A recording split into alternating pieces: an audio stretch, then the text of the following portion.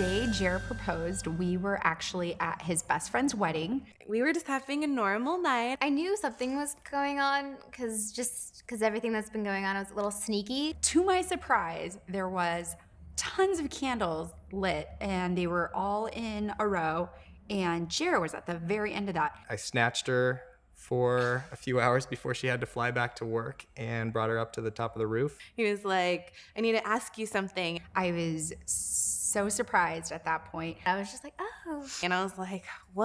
And he was like, will you marry me? And I was like, and then when he asked me, I was just like, yes! And then I said yes. Then I said yes. The rest is history.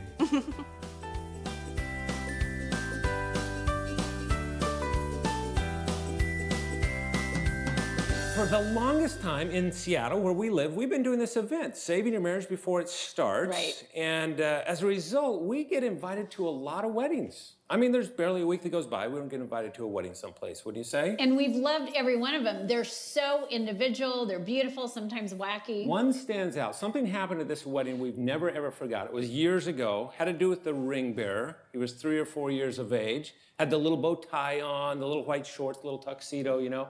And he was doing the wedding walk, you know, as he's coming down the aisle. And as he get closer to the front of the church, he would stop and he'd pause, and he'd look at the congregation, and he'd go, rawr, rawr. And he was growling at people as he came down, and people, of course, were kind of laughing, and that's kind of unusual. And he stood like a pretty much a perfect very gentleman well the rest behaved of the time. throughout the ceremony. Until we had the recessional, then he growled at more people on the way out, and everybody was thinking, what was going on with that? He just kind of stole the show, and everybody was abuzz at the reception afterwards, talking about why was he doing that. Well, 3 or 4 years of age, he had the impression that he was supposed to be the ring bearer. You got it, right? What's a ring bearer anyway, right? If you're 3 or 4 years of age. And Leslie and I left, and by the way, I know that some of you are probably thinking we made that story up. That's happened at 2 different weddings that we've been to. Exactly. Right? Les was actually groomsman in a friend's wedding, and so we flew to Topeka, Kansas, got there just in time for him to try on that rented tuxedo, and the little ring bearer was doing the same thing and had a complete meltdown with his mom, and she discovered he had been expecting to get a bear costume for the wedding because he thought he was the bear. But we left both those experiences. We said that's a perfect illustration for how your beliefs impact your behavior, right? Whether your beliefs are right or wrong, they're still the fuel for what you do in this relationship that we call marriage. Yes. That's not how I sound. When I was a kid, I thought marriage was gonna be a piece of cake. a fairy tale. A fairy tale. Everything was just gonna be so great till the day you got married, and all you could do is like gaze at each other. You just have a bunch of kids and life is perfect.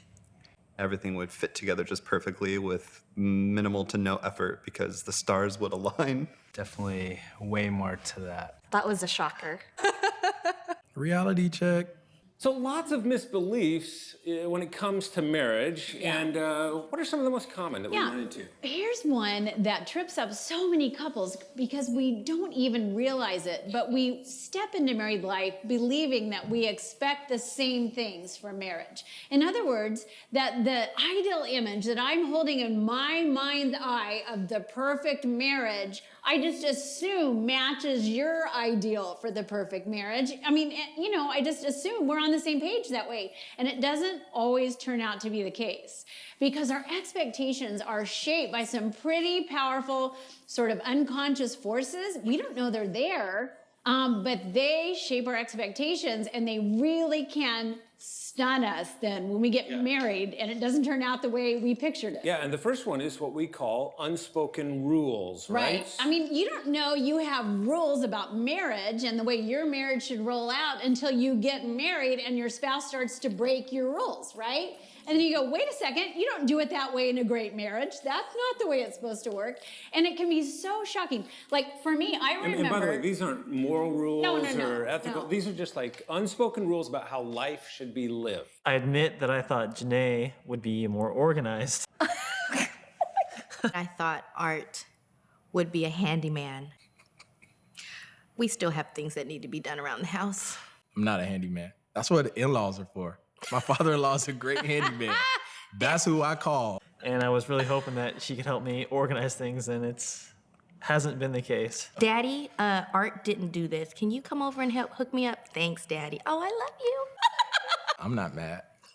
Sometimes we will, though, call them your personal 10 commandments because, not because they're moral or ethical, but because we feel them so deeply inside. It's like they're chiseled in stone in us. That is what a great marriage looks like. And you can bump into these really soon into your married life together. 6 months in, we celebrated our first Christmas as a married couple. Now, for me, I was delighted. We had moved together to Los Angeles, far from home. My family was in Chicago. I could not have been more thrilled that I was taking him home to celebrate Christmas with my family. And I thought it was quite a privilege for him.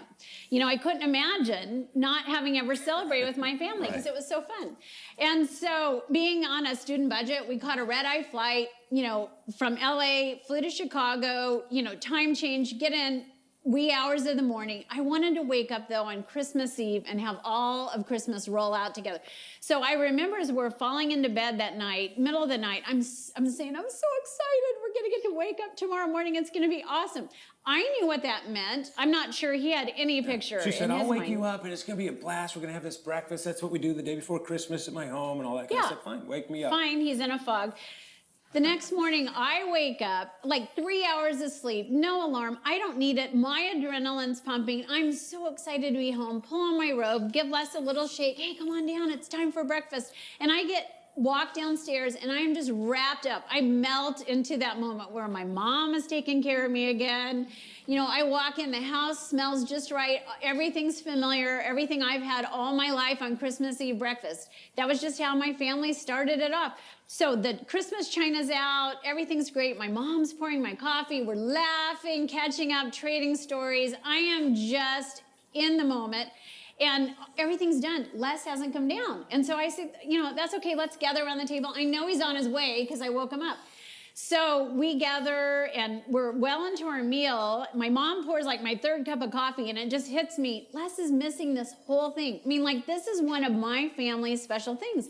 So I excuse myself, run upstairs. I think maybe he didn't know you just pull on your, robe or whatever, and he thinks he has to shower. But I walked in, the room's still dark and quiet and still, and I discovered this man sound asleep in that bed. And truly, I cannot tell you how stunned I was in that moment. I can't tell you how stunned she was in that moment because you came over and you shook me again, not so gently. Wasn't loving. No, it was not loving at all. And I'm waking up. I've had like 3-4 hours of sleep. I'm waking up and I'm thinking, where am I? And who's this woman? And why is she yelling at me? And she's tearing up and she's saying, you knew this was important to me. I can't believe you're missing the breakfast. Don't you love me? And I'm thinking, my goodness, don't I love you? I just missed a meal. I mean, it's not that important, is it? But and the reason I didn't know it was important, did you know it was that important to you until I did that? No. I mean, it never occurred to me. Yeah. And the reason I didn't know it was important because in my home, we didn't do it that way. In my home, we did it the right way. In my home, we slept in, right? I mean, it's the holidays. We'll see you at lunch, dinner, tomorrow, whatever works, right? But that's the power of these unspoken rules. We don't even know they exist until our partner begins to break those, exactly. those and rules. And it can be as surprising to us how much we react to that. I mean, they take on a power. I grew up, my parents wanting to go have fun and just do a bunch of activities and events when we go on our vacation. And I found out, especially from our honeymoon, she wanted to do nothing. Before we got married, I did not realize how being on time was a huge deal to him. And that's all that she did, because that's what she grew up doing. It drove him crazy. I wanted to go do stuff. I didn't realize how much time we'd be waiting on Janae to get ready in the mornings. It definitely took me by surprise. Yeah, so where do these rules come from? It's not like we sit down and go, oh, I'm going to have a rule about, breakfast before Christmas. Where do they come from? They come from our home, right? The home we grew up in, our family of origin. Even if we resist them, have you ever noticed this? You ever thought to yourself, man, I'm never going to do it the way Dad did it, And then someday down the line, you're going to go, wow, when did I become my dad? Because it just somehow, we call it an introject in psychology. It's a big word, but it's almost a word picture. It's because it's almost like you're getting injected with ways of being from your family of origin, even if you resist them. Let me give you a quick example. I grew up in a home, 2 older brothers, Rich and Raj, and Mom, of course, Dad, myself. Mom was the only female in this family of 5. Anybody grow up in a similar kind of home? All right, so I don't know if your mom was at all like mine, but my mom decided, in spite of having all these men in the house, she was still gonna raise us with a little bit of etiquette, you know? And I could give you so many examples. One stands out. Didn't matter how kind of informal the meal was, just the family around the kitchen table, Mom would never put a bottle of ketchup on the table. Any idea what she'd do with the ketchup? Yeah, she'd put it in a little dish and you would spoon it out. And my pinky goes up whenever I just think about it, you know? And so I thought to myself, you know, Mom, just put the bottle out on the table. It doesn't matter, it's just to us. Oh no, honey, this is the proper way. This is how we're gonna do it. And my brothers would chime in, yeah, Mom, put it out there. And sometimes my dad would try to help out. Laura Lee just put it out there for him.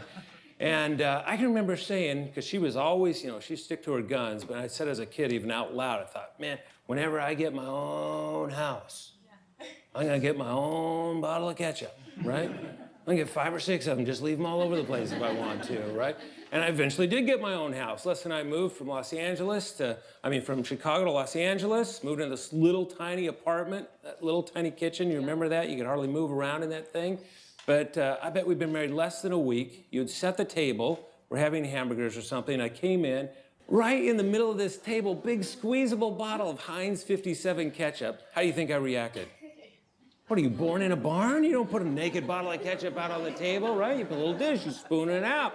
Of course, I didn't want to be that way. My mom made me that way, just like your mom made you certain ways too. In my home growing up, When I was growing up, we ate healthy. My mom cooked a meal at home every night. you come in the house, you lock the door. It's always got to be locked. We got to be safe. Now we eat out a lot, which is fine.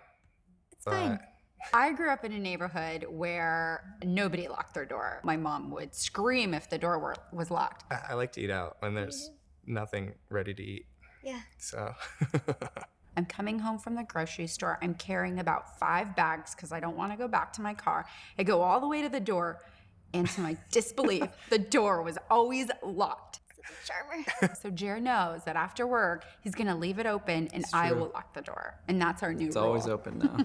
That's what an interject is all about, and we all have them. That's why we don't even know that rules exist until we get married and our spouse begins to break those rules. Exactly. And it's such a powerful and unexamined force, but it's not the only force that shapes our expectations, because just like we have unspoken rules, we also have these sort of unconscious role expectations for marriage. Because without even realizing it, every one of us has been hardwired to receive love in some really specific ways.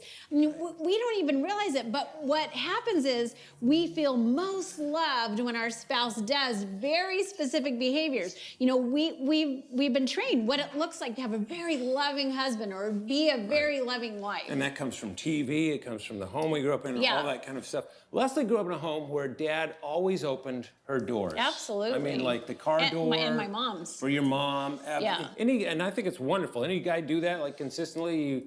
Okay, Look that's at those wonderful. heroes out there. Fantastic. Love that. I just never saw that modeled. I mean, just, you know, but Leslie, like you guys would go to the grocery store just to run an errand. Yeah. And her mom would just sit in the front seat and her dad would get out and he would walk all the way around the car, right? And open it, and they'd just sit there and look out the windshield until he did that, you know, and Leslie would be there too.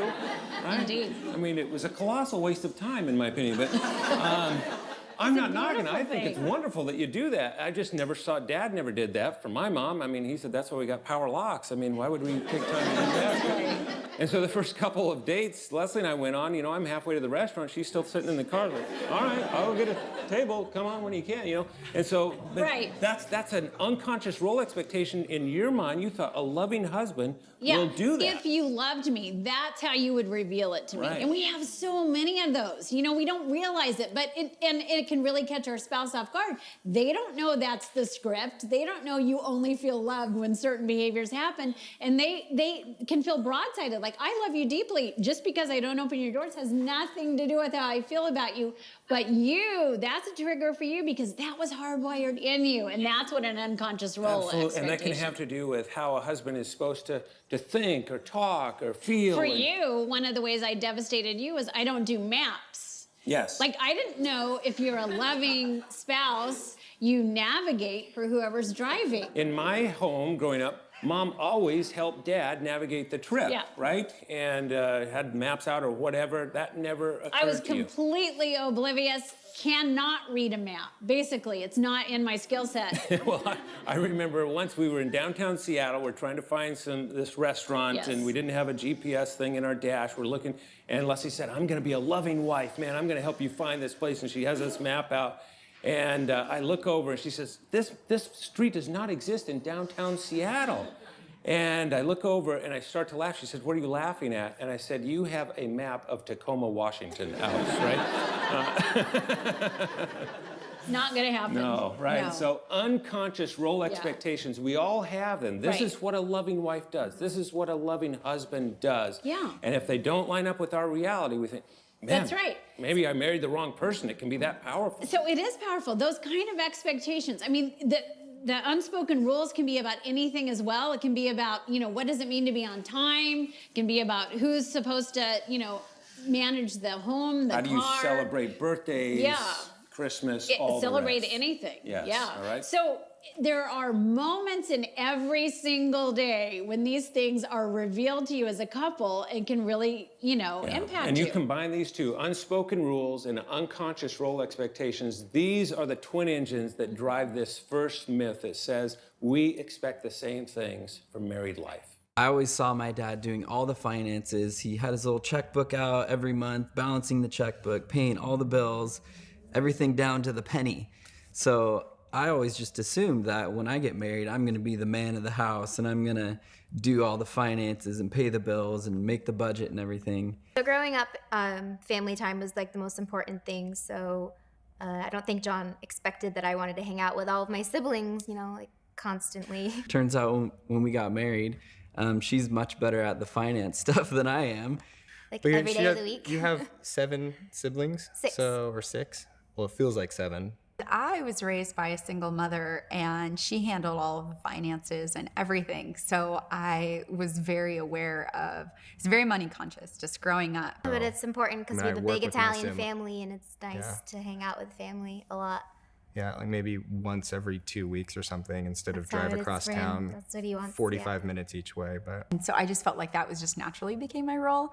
And thankfully, Jer is okay with that. And of course, this whole thing gets really personal when you start to do the workbook Right. exercises and begin to really flesh it out and you go, whoa, there's some real insight here. That's right, because that kind of awareness is so curative. Yes.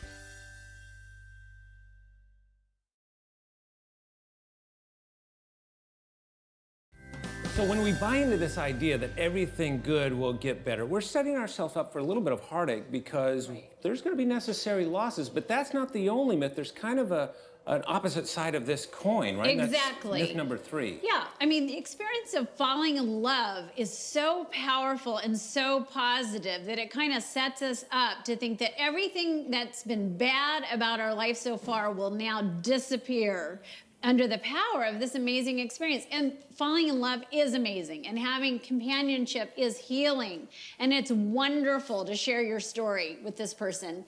And so in a way, it's a gift, but it does not erase everything that's been disappointing or broken or fragile about your past. You now have a companion, but all of those things come with you into this next chapter. You don't leave them behind, even though it might feel like they've disappeared because that in-loveness sort of erases them for the moment. You can't be shocked when they sort of creep back into your shared life.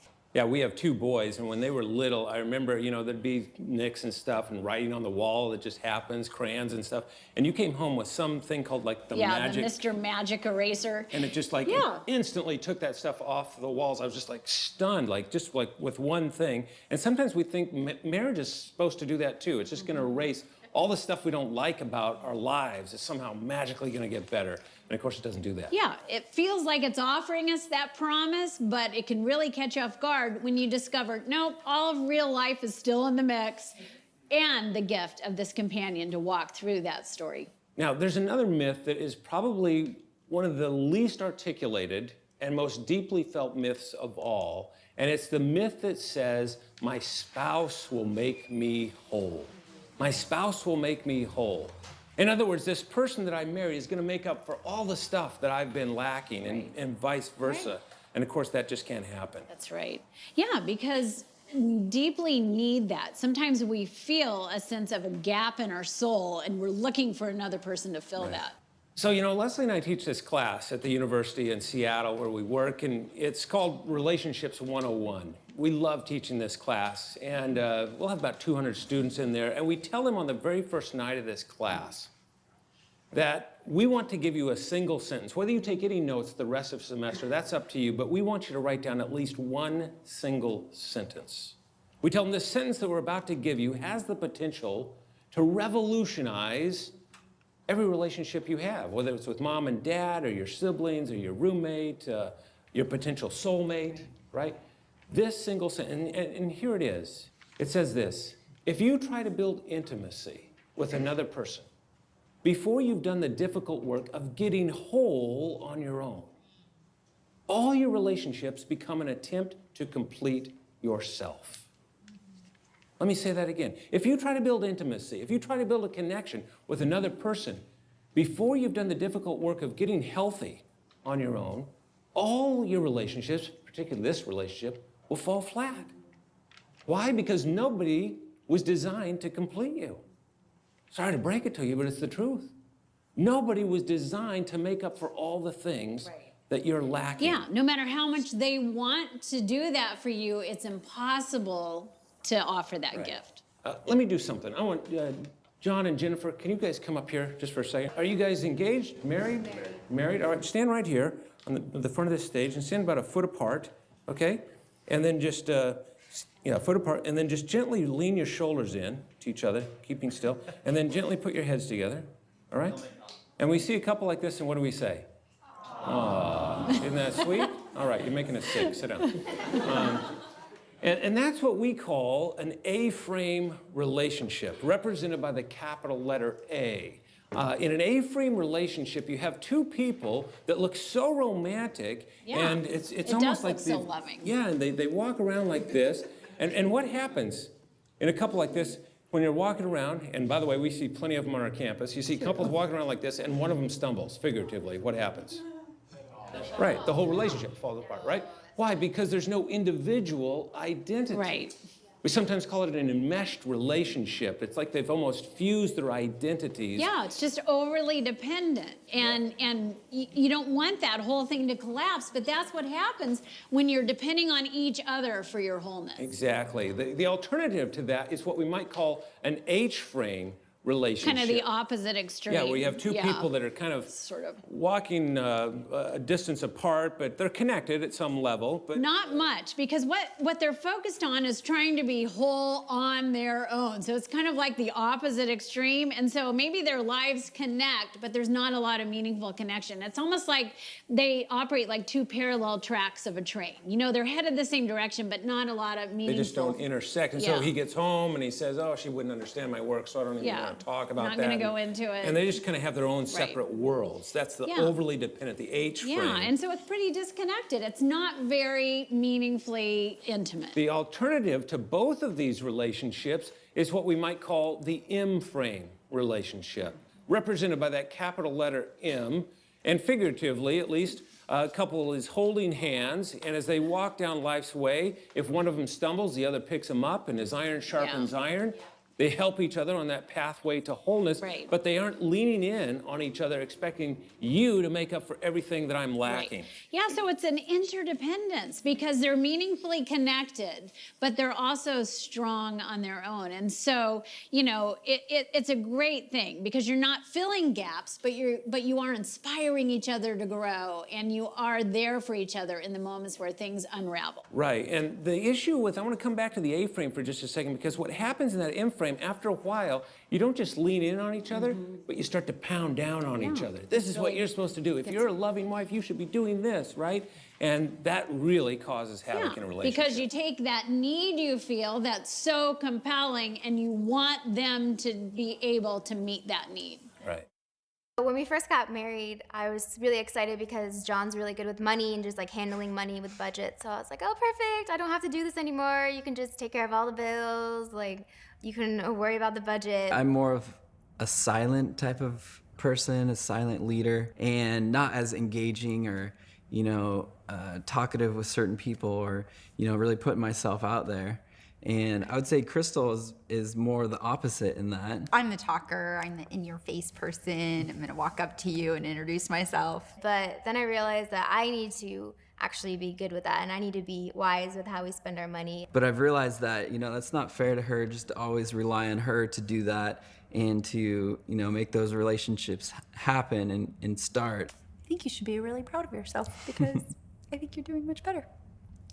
Well, there you have it, the myths of marriage. I mean, these are so important because it's those beliefs, right? It's your beliefs that impact the behavior. And so you want to tackle that right at the start. Yeah, and if you're taking the Symbis assessment, you're going to see a whole page that helps you uncover the different role expectations that each of you are bringing in based on your family of origin. It gets real. We're Chris and Tony, and we just got married. We met about 1.5 years ago, and Chris proposed to me by surprising me on my family vacation to Maui. It was the best proposal ever. So after Tony and I got engaged, we talked about how committed we want to be towards our marriage, which is why we decided to take the Symbis assessment. We'd read the book, and we learned about the assessment. It was a no-brainer. It showed us how our personalities mesh and how we can better leverage ourselves for one another. It was great to learn about expectations, who's going to do what, and it was really helpful to learn about unspoken rules we had in our families bringing forth into our marriage. It feels really good knowing that we are doing everything we can to start off our marriage on the right foot.